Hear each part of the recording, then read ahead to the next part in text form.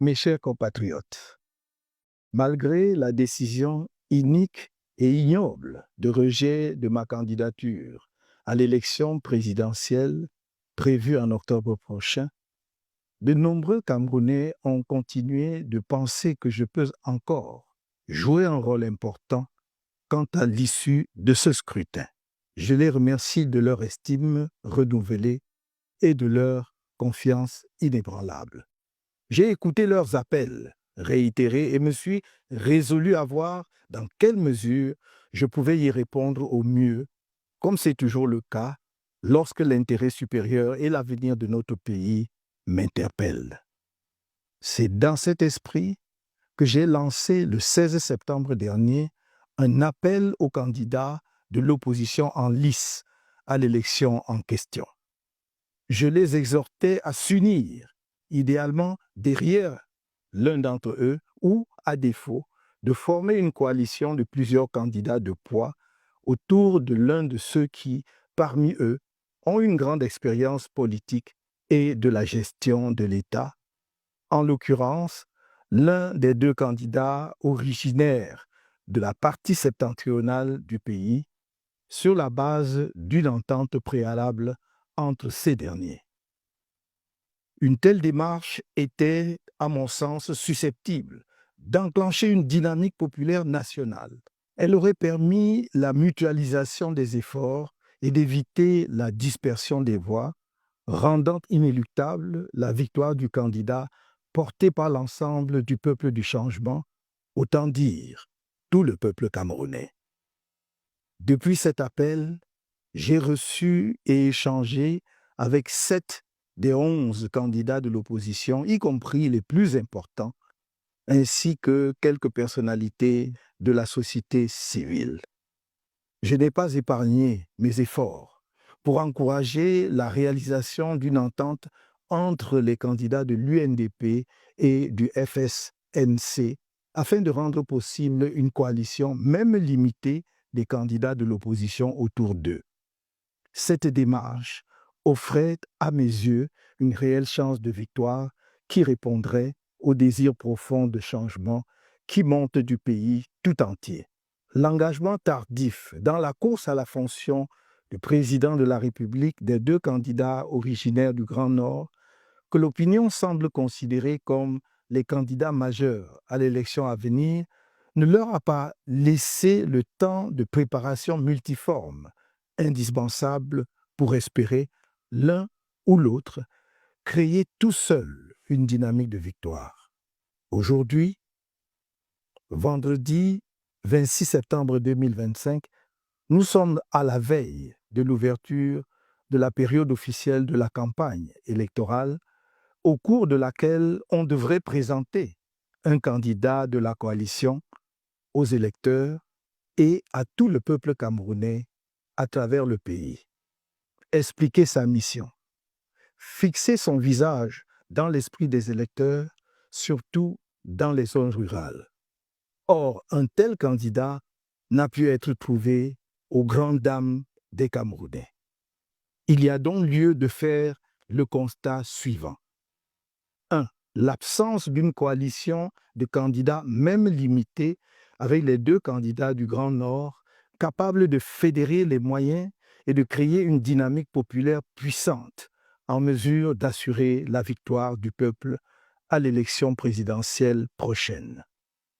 2. L'existence de profondes divisions au sein de la population, en particulier parmi les soutiens des candidats de l'UNDP et du FSNC, conséquence de l'absence d'une entente pour un seul candidat parmi les deux. 3. La perspective d'un éparpillement des voix susceptible de compromettre sérieusement les chances de victoire d'un candidat de l'opposition.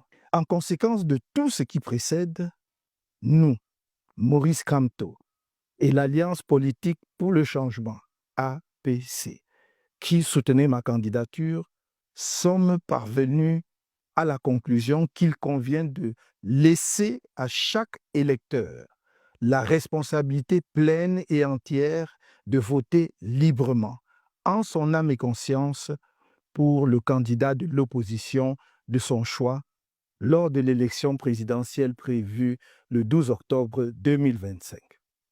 Vive le Cameroun. My dear compatriots, despite the unjust and despicable decision to reject my candidacy in the presidential election scheduled for next October, many Cameroonians continue to believe that I can still play a key role in the outcome of this election. I thank them for their renewed esteem and unwavering confidence. I have listened to their repeated calls and have resolved to see how best I can respond, as I always do when the higher interests and future of our country are at stake. It is in this spirit that on 16 September, I launched an appeal to opposition candidates running in the election in question.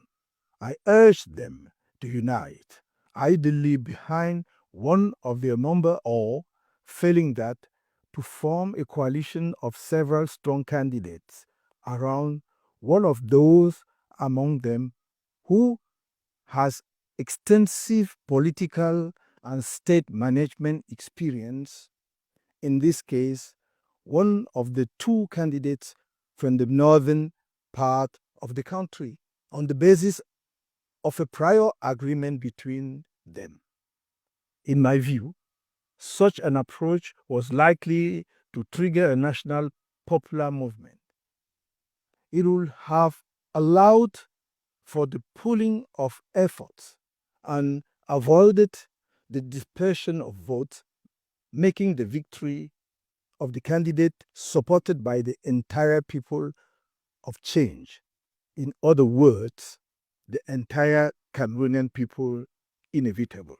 Since this appeal, I have met and exchanged views with 7 of the 11 opposition candidates, including the most important ones, as well as a number of prominent figures from civil society. I have spared no effort to encourage an agreement between the UNDP and FSNC candidates in order to make possible a coalition, even of a limited one, of opposition candidates around them.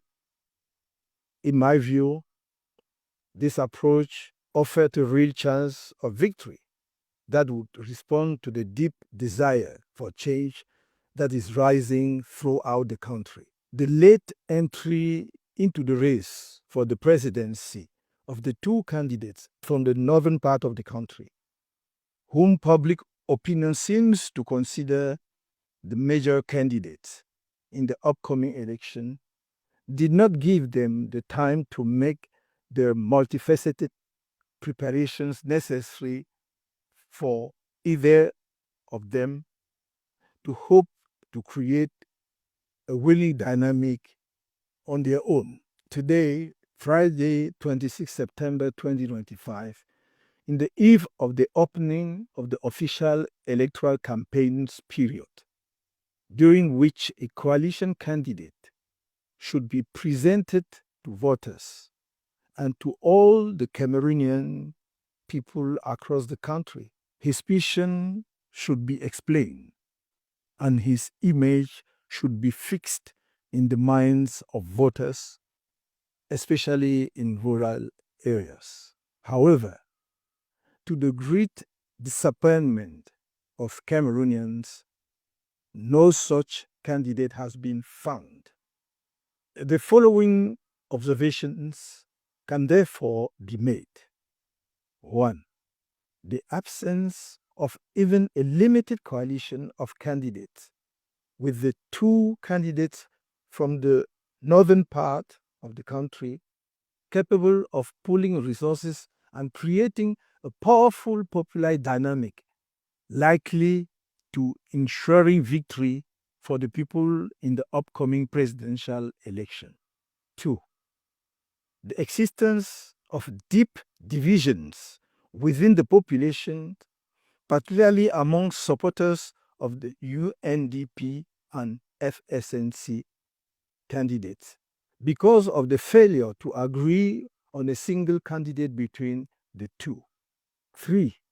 The prospect of a scattering of votes that could seriously compromise the chances of victory for an opposition candidate.